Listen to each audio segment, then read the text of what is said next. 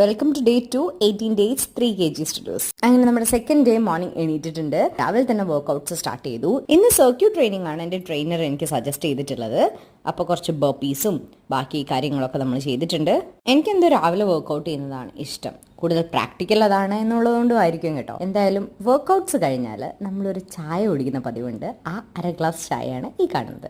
ഇന്ന് അതിൻ്റെ കൂടെ ഒരു ഹാഫ് എഗ്ഗും കഴിച്ചിട്ടുണ്ട്. ഈ ഒരു സീരീസിൽ മോർണിംഗ് ബ്രേക്ക്ഫാസ്റ്റ് മിക്കവാറും ഈ ഒരു പ്രോട്ടീൻ ഷേക്ക് തന്നെയായിരിക്കും കേട്ടോ. ദെൻ ഒരു മിഡ് മോർണിംഗിൽ നമ്മൾ കുമ്പളങ്ങയുടെ ജ്യൂസ് കുടിച്ചിട്ടുണ്ട്.